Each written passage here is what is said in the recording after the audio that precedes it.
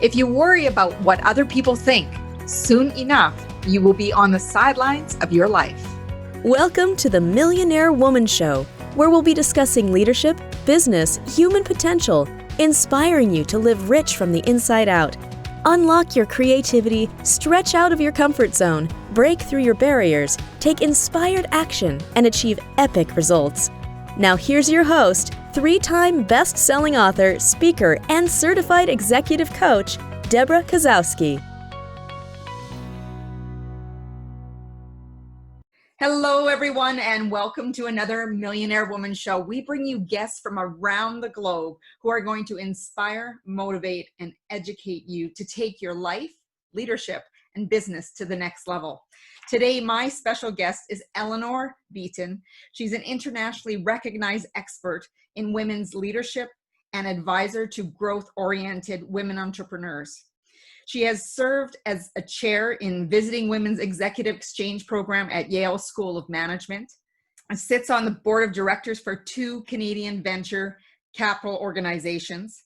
She's been recognized by Corporate Excellence Awards as Canada's Leadership Coach of the Year and was named by entrepreneurial guru women Ali Brown as one of the most foremost women's leadership experts in North America.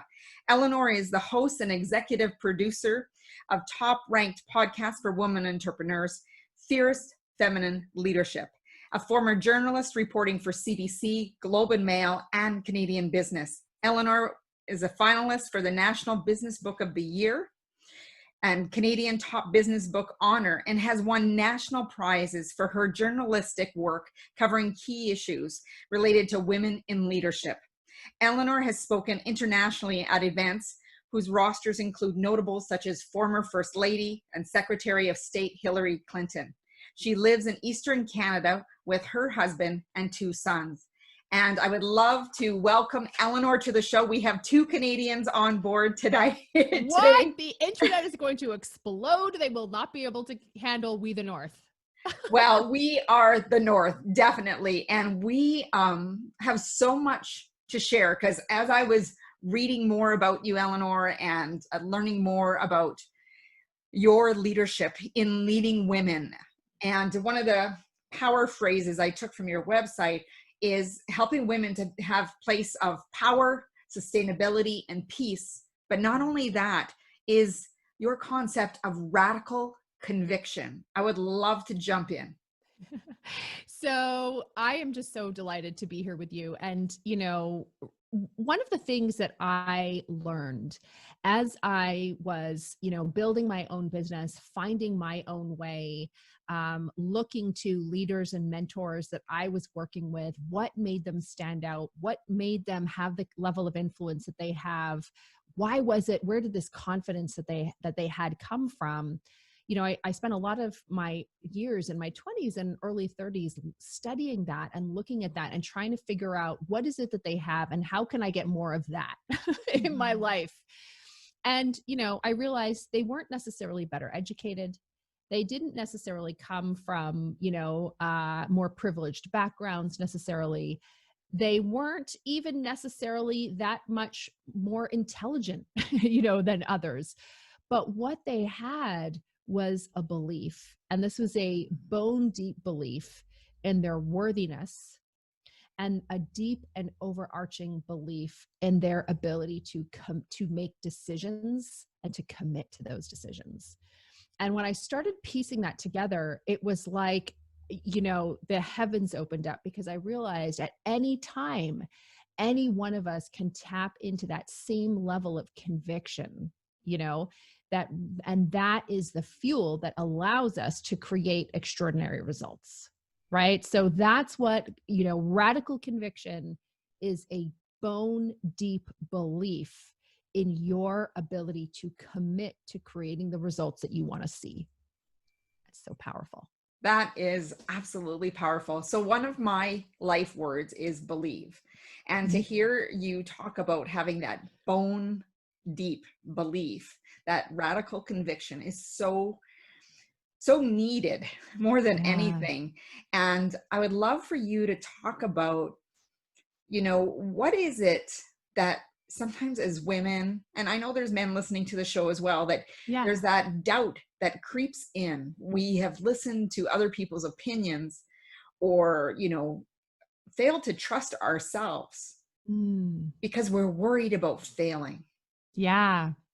I just love this topic. So it's so interesting. So I'm sitting here in my studio and I'm looking over and I have a bookshelf, and my bookshelf is filled with business books and leadership books and entrepreneurial books. And so, here I am, imagine myself, 5 years ago, and I decide, okay, I'm going to take this communications consulting business that I have, and I'm going to pivot the business and really turn it into a coaching business. And my desire is to kind of grow and scale that business. So a couple of things happen. The first is that initially I don't really know what's possible for me. And the reason that I don't know what's possible for me is because as I'm researching and learning and figuring out how am I going to do this thing, most of the books and most of the conversation around what it means to be successful in business, what that looks like, how to do it, have been written by white men. Now, there is nothing. My dad was a white man. My mother was a Black woman. My father was a white man. My husband is a white man. This is not about having problems with white men. What I'm saying is there has been a disproportionate influence that men have had over controlling the conversation about what success looks like, about what the metrics of success should look like, and about how to do it. Right. So as a woman, you're coming into this and my viewpoint was different. My goals were potentially different, but I'm seeing, I don't have a voice and I don't see myself reflected in these metrics of success. So I feel as though that's like one of the first things we just don't hear. So from the very beginning, maybe our natural way or the things that are important to us, they're not reflected. And it's not a white man's job to reflect what I want, but it's time that more of us, women, people of color, it's really important that more of us have that voice, and are heard and are given platforms to be able to share. So, because I think if you can see it, you can be it. You know what I mean? And I think that sort of self-doubt comes when we don't see ourselves reflected in, the rules of success and who's making those rules. That's very fascinating because, it was recently brought to my attention. I was taking a singing class actually, Oh, and this I love that about you, by the way. beautiful That's singing teacher, because amazing. I Yeah. thought you improve your speaking by, your voice. So I thought, okay, I'm going to take some singing lessons. And, I took some, speaking courses, and there's a little bit of acting that was part of it. And I was telling her all about it. And she said, Deb, do you realize that all of those individuals that you're learning from were men? And I found it very interesting. And she goes, but when we're singing, we're going to bring out your feminine power as well and bring it to the forefront so that your voice can be heard, and to raise your platform, knowing that you don't have to dress like a man or show up in that same mannerism to own who you are as a woman, and be able to articulate and be very powerful with your voice. Yeah. And when she said that, I took a step back and I thought, wow, I had not even considered that. And I still have great respect for these mentors. They've taught me amazing things, but now I can mix and mold and show up with my voice, taking some of the learnings that I have, but now also looking to women like yourself, Eleanor, to see as mentors to learn from. I think women, we need to look at the mentors around us. Yeah.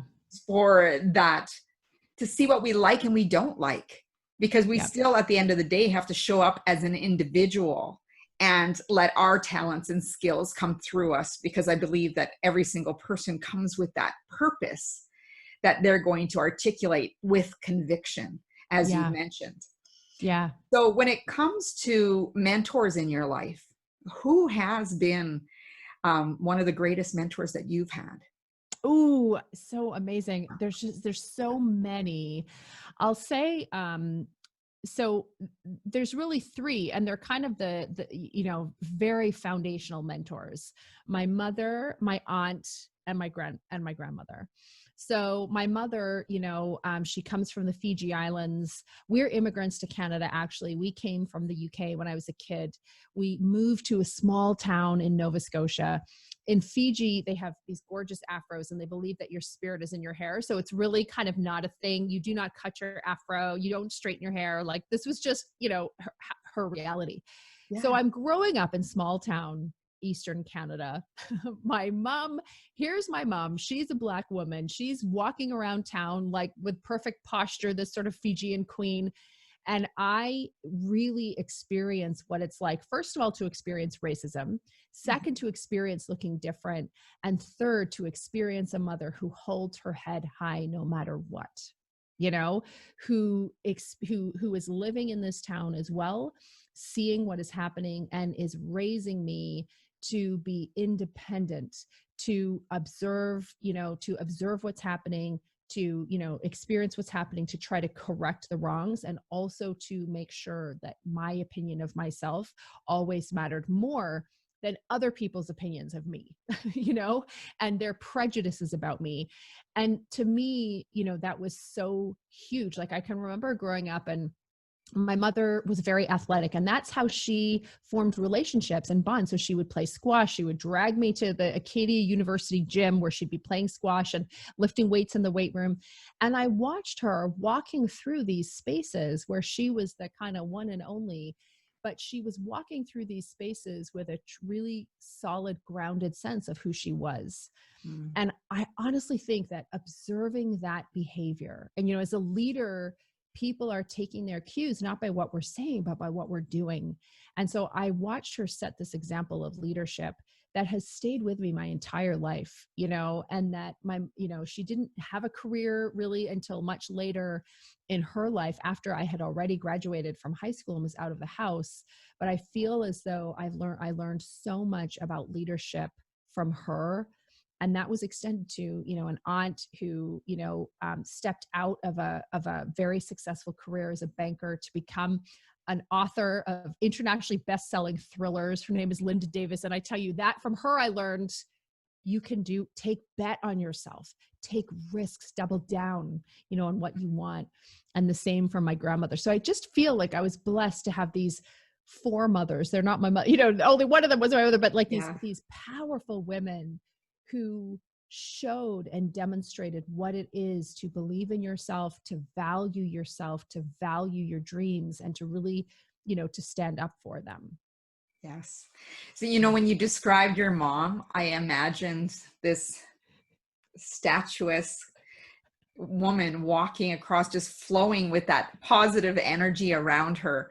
And I think that sports really does contribute to those connections and those relationships, and how important for our listeners, if you have daughters or sons even, that you are exposing them to opportunities for empowerment and relationship and community, whether it be through sport or getting them involved in a leadership opportunity. Yeah. Totally, right? How has that impacted you? Yeah. Oh my gosh. I feel as though we're talking about all of the favorite topics. kind of. Yes, we are. I know. Oh my I'm gosh. just letting this all flow. I know, right? It's amazing. It's amazing. This is so interesting. So some years ago, I saw research published by EY, and it was all about, what they found was there was a major correlation between women who were occupying very senior executive roles in organizations and a history of having played competitive sport at an elite level, which I find so fascinating. So there's everything about sort of performance at a high level, about working in teams, about discipline, all of those things. But to your point, I think for me, sport, what that has taught me and helped me do more than anything is to understand, number one, how to aspire for something, and so today it's so interesting. I remember, like, now I have two sons, they're 9 and 13. And when they were younger and I was first taking them to soccer and stuff, and I coached basketball with them, the kids would sometimes ask me, the purpose of the game isn't to win, it's to have fun. I'm like, no. The purpose of the game is to win, right? And to have fun. Like, you try to win. It doesn't mean if you lose, you don't have to love losing, but you can still have a ton of fun, even though you lost the game. But let's be clear. The purpose of a game is to win it. And you also have fun. So it's a very strong opinion. It might be a little galvanizing for your listeners, but that's my opinion. I'm sticking with it. But what that taught me is the willingness to try, because I think sometimes as women, what happens, and you see like the rate of girls dropping out of competitive sport is massive by the time they hit 13.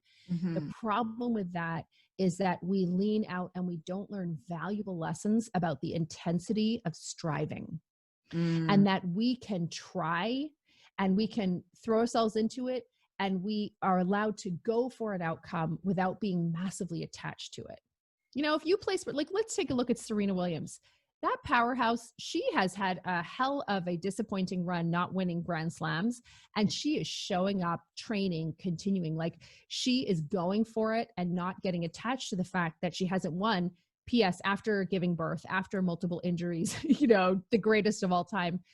This is the gift, I think, of things like competitive sports. Like, hey, lean into it. Lean into the intensity. Lean into your own intensity. Allow it. You know, don't be afraid of it. Work with it, but also don't allow it to control you and destroy you, because that can happen too. And I think that fear of that intensity is fear of how great you possibly are, right? That how much more can you give of yourself? So that's really, oh yeah, I powerful. love that. I hadn't thought of it. I hadn't thought of it that way, but that's so true. How much, like, and even that, you know, like that's a gutsy question, Debra. Like, how much more can you give of yourself to this? And, you know, why not? Why not? Because and what's the true fear behind it? Right? And this is where, like, you know, we're talking about women striving and trying things. This is where I feel so much of the conversation around balance. And I think about this as the tyranny of balance, that sometimes it's like what I find sometimes balance means is that your life needs to be Instagram worthy because you're in balance and you've got your green smoothies going, you've got your daily yoga practice, your house is perfect and immaculate, you never break a sweat. And I'm like, that's not what balance is. I think balance is like active recovery, taking care of yourself, but you are trying and you are giving it. You've got one life. You know, and you're going for it. So yeah, I love that question. And if we're not moving with intensity and having a passion for our own life, I think that we need to do a reevaluation because we have only that one life, and that's why it's so important to have that conviction. Yeah. So what do you tell people? And I'm thinking of people who are going through transitions. So they might be, you know, deciding to take a leap from a corporate job to being an entrepreneur. They might have had a divorce. They might be retiring and looking at different opportunities to volunteer, be on boards or whatnot.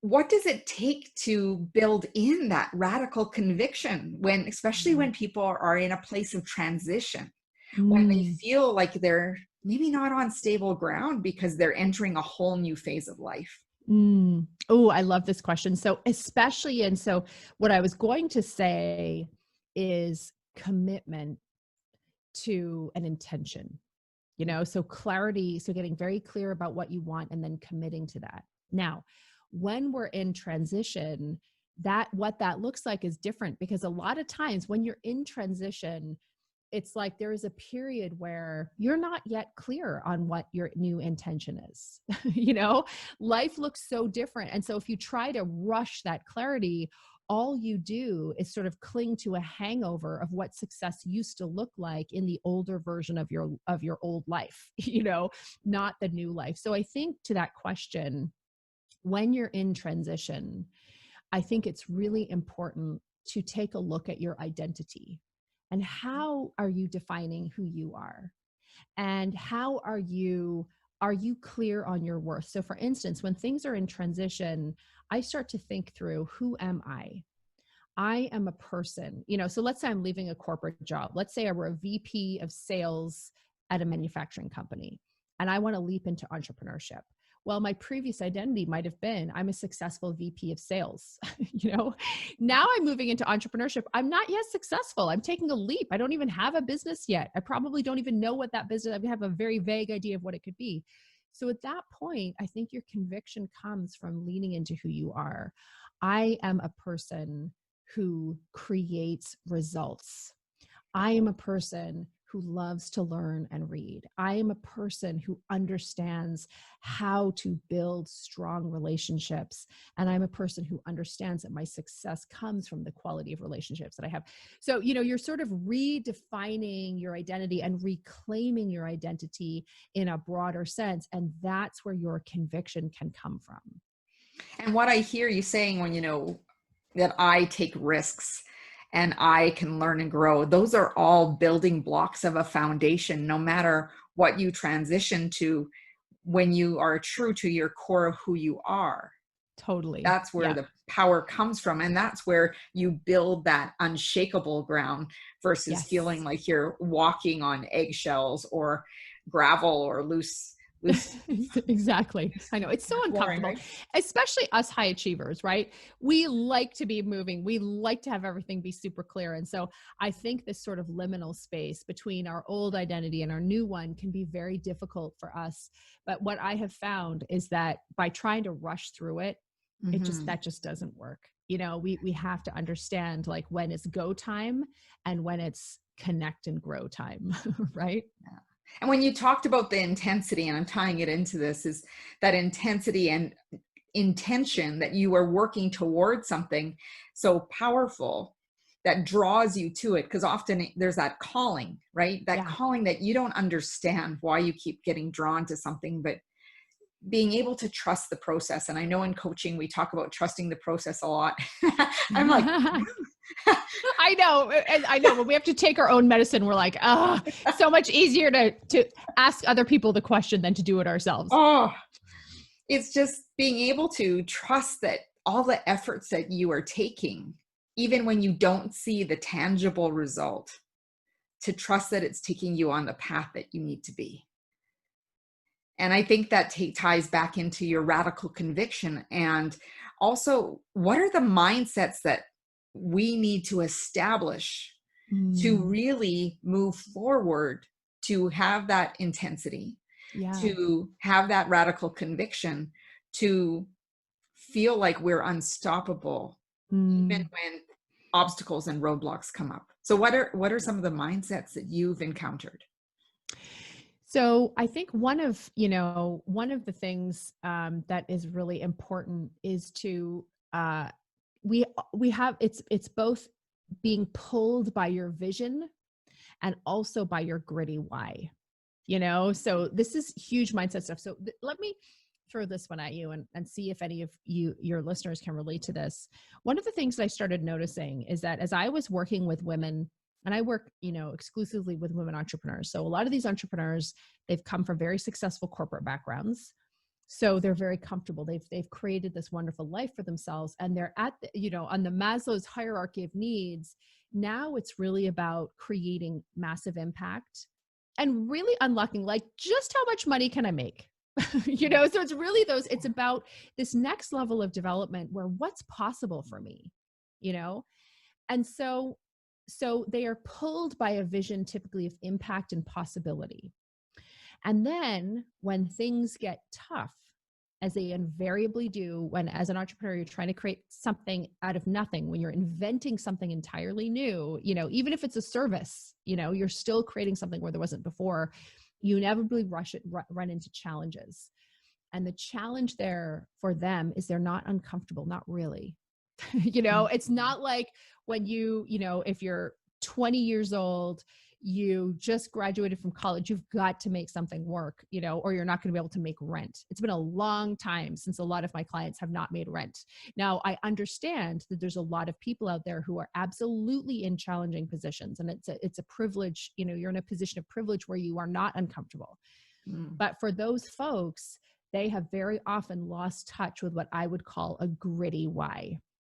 A deep-seated, powerful, gritty reason that they're going to get this done. And so I think being connected to that. And for me, I always think about my dad. He died when he was 58 years old. It was one of these swift cancers. It took him out in 6 months. It was devastating. Wow. But what made it bearable was the fact that he had had a gritty why to provide for us. And we knew that my mother, she was going to be in totally fine financial shape for the rest of her life. And I thought about his lesson, what he taught me from that. And I asked myself, if something happened to me this month, next year, would my family be totally okay? I'm the main breadwinner in our home. And the answer was no. Sure, I've got insurance and all that kind of stuff, but are they going to be as comfortable as I want them to be, like perfectly taken care of? No. Well, you know what?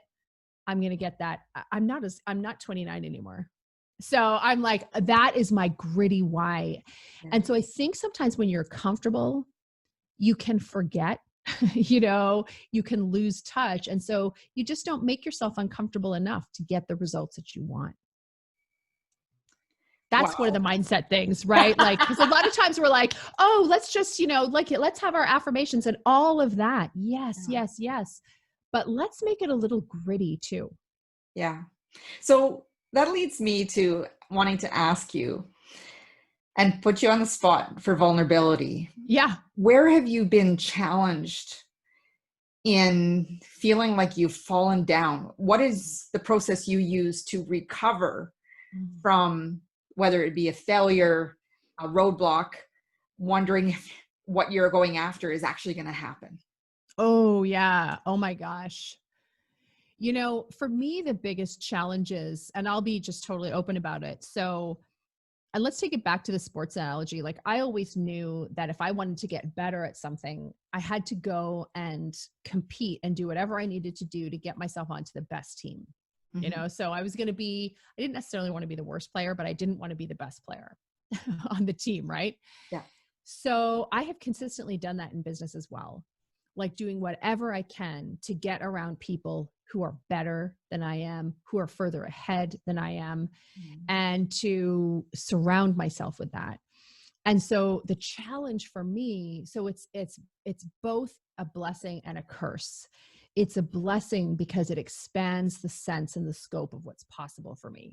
The challenge of it is that if I don't manage my mind, it feels like I'm constantly behind, right? So I have to really, really manage myself around this. And that has been, so because of that, if I don't manage myself effectively, if I'm tired, if I haven't been eating effectively, I can look around at these things that I've accomplished and be like, it's not so much. It's not good enough. And so it's this feeling of constantly being behind, right?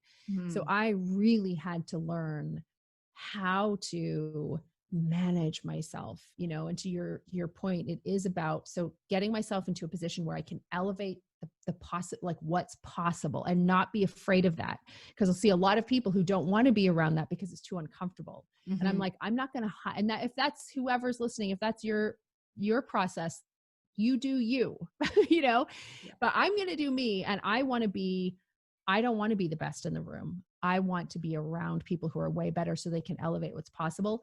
But I know if I'm going to do that, I am competitive as anything in a healthy way. I think I have to keep it healthy by managing my mind, by, not allowing other people's success be my barometer of success. So I have found that to be one of the more challenging things. And I think it's really it comes around for me, it's really about sort of daily practices, practices of journaling, of meditation, of yoga, of taking care of myself and connecting, of being open, but also putting on blinders. I have found those things to be the most important for me to be able to manage.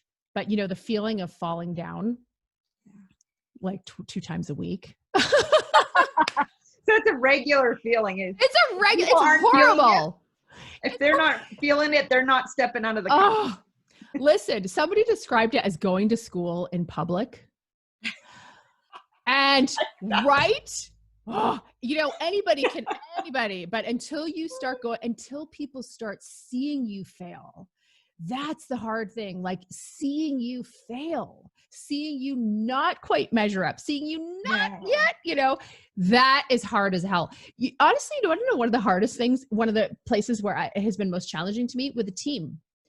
Because as a solo entrepreneur, nobody saw it.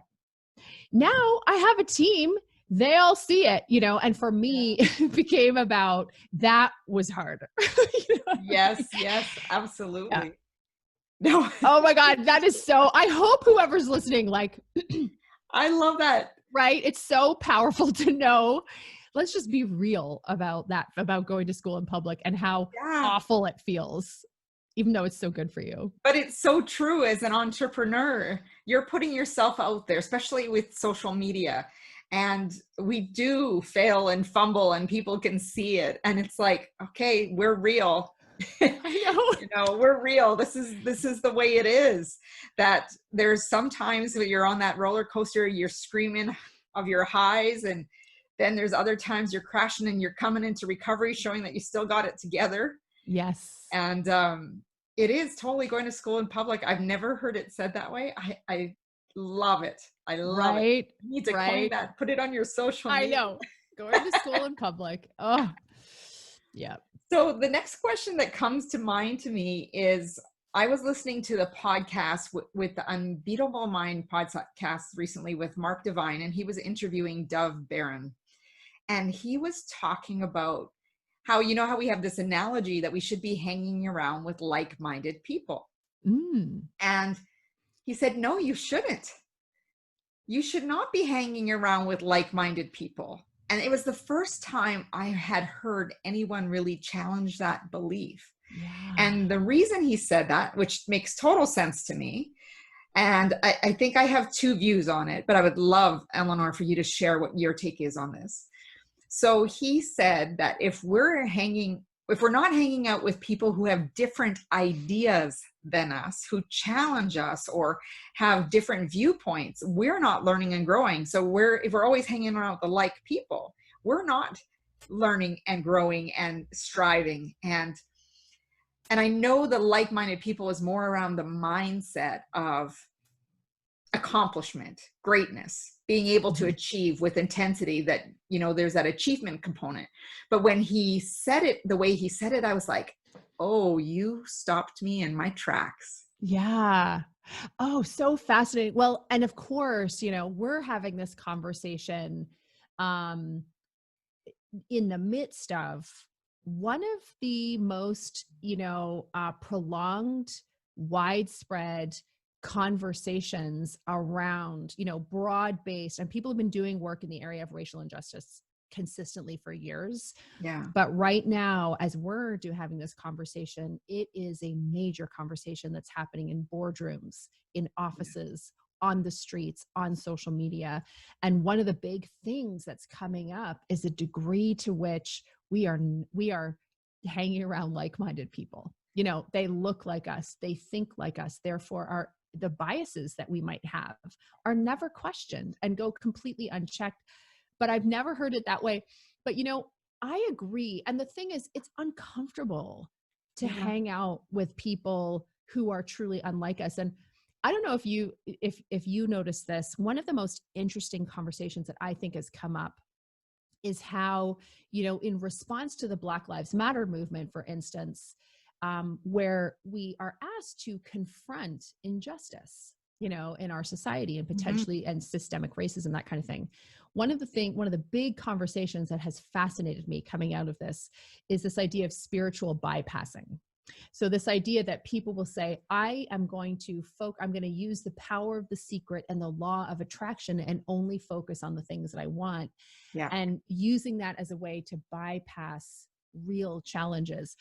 And I think what I noticed in the coaching world is there was a lot of that. So if we hung out only with like-minded people who only focus on the positive and who are drinking that Kool-Aid of the law of attraction, which I think many of us do because we believe that our mind has power, we could easily bypass our opportunity to make a meaningful difference, to create social change by acknowledging the problem. So I love that you brought this up because it's to your point, to have those, to hang out with people who are not like-minded means we're going to be challenged. We're going to get uncomfortable. We could get mad. We could feel defensive.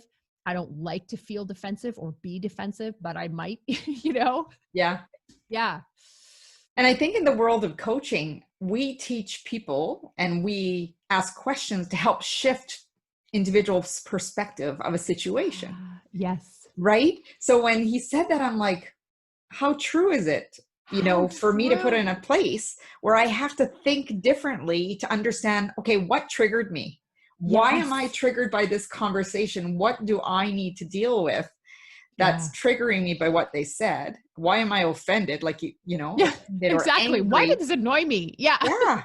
But to find out why and watch how you show up in the world after you discover that. Yeah. And Well, that's where I think that change with racism and yeah. injustice we will see these shifts. But I truly believe that it has to start with the individual. Like you said, even for yourself in managing change and challenges, that it really starts with leading ourselves, managing ourselves, being aware of ourselves. Yeah. And it has to start at an individual level for us to see that global change.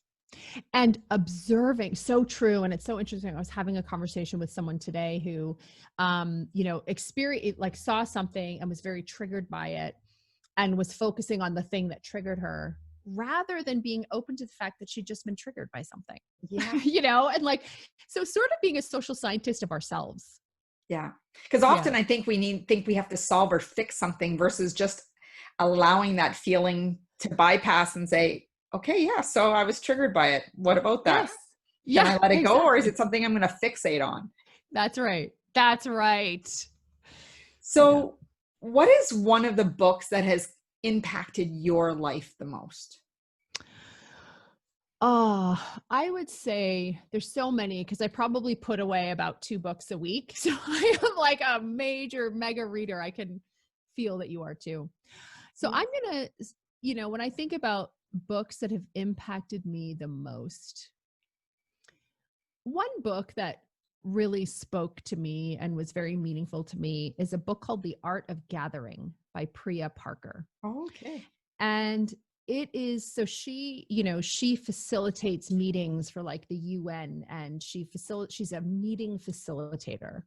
And I remember when I first heard about that, I was like, wow, there's nothing more boring than a meeting. Are you serious? Are you serious? Like, no. But because I do a ton of events, or I was doing a ton of events, I was like, let me check this out. But it's all about how we bring, why we meet, and why it matters so much. And I think to your point, like that ability to draw people, when we come together, are we being intentional about the conversations that are being created, about the structure that we provide? And I think, leaders are listening to this show. And so if you're a leader, chances are strong that you are bringing people together. And so then you have a leadership over that meeting, and are you exercising it, and are you creating the kind of impact that you want to have? So I think that was a super powerful book for me that really shaped in a very practical way a lot of the work that I do. Well, I have a new book to add to my reading list, and I What's do on have. your reading list? Well, I'm always like, what would you suggest? Oh, I am currently reading um, The Untethered Soul. Oh, I've heard of And this one. yes, with Michael A. Singer. And he has Yeah. another book that's a bestseller called The Surrender Experiment, which will also be on my reading list about being able to trust the process. Oh, yeah. The lesson that keeps on learning, that we need It to keep keeps on on learning. coming back until you just finally get it, right? So, as I ask all my guests who come on the show, Eleanor, what does it mean to you to live rich from the inside out? Oh, so to live rich from the inside out is to have the space to be clear about what I want and the results and experiences that I want to create in my life. And to do that, to have that level of intention requires space. And so that's kind of the first part. And the second part of it is to have a life that is filled with meaningful connections Mm. with other people, And the third part is to know that I contributed something to this world that left it better, in a better state than when I first found it.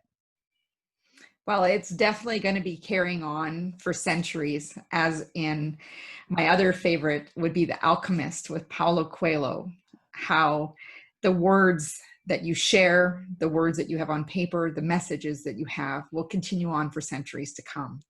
Thank you so much for being a guest here on the Millionaire Woman Show. Please share with the audience how they're going to stay in touch with you, because we've had this a most amazing conversation. I know. So I good. love how organically these conversations go, because whatever is meant to be shared that day is exactly what comes out. Right.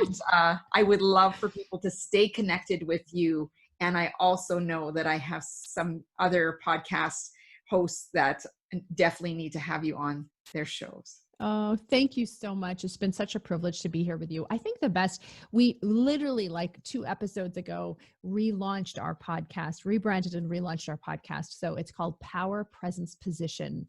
Your message, your mission, your millions. So if you're a podcast listener and you love this show, I think you should check out that show. That's probably the easiest place, Power, Presence, Position. And you can find me online at Eleanor Beaton.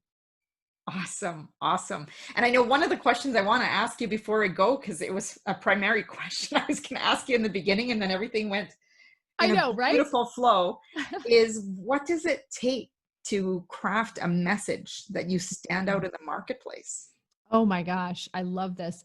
So I think the 2 things, and it always comes back to clarity, right? So clarity around your intention. What's the core, being very, very clear about the core position you're trying to communicate. So that's the first thing. And the second thing is really infusing all of your messaging with the power of story. And so we told a lot of stories here. I suspect that one of the big stories that people remember is the story that I told about my mother. And, so really ensuring that you have access to stories that share a little bit about who you are, about what makes you unique, about your worldview. When you put those 2 things together, it's very, very powerful.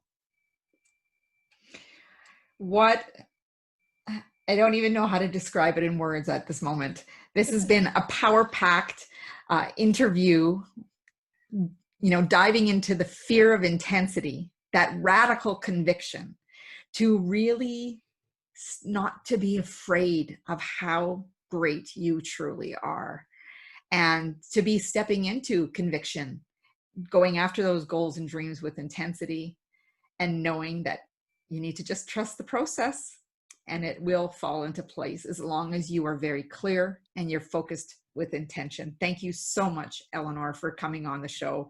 It's been such a privilege to spend this time with you. Thank you so much. Thank you, everyone, for joining the Millionaire Woman Show. I'd love for you to hop on over to www.debrakasowski.com, where you'll get your free 3-part video course of Making Habits Stick, where you can put that focus and consistency into those habits, into your goals, so you can knock those goals out of the park and make them a reality. As Muhammad Gandhi said, be the change you wish to see in the world. Go out and make today great.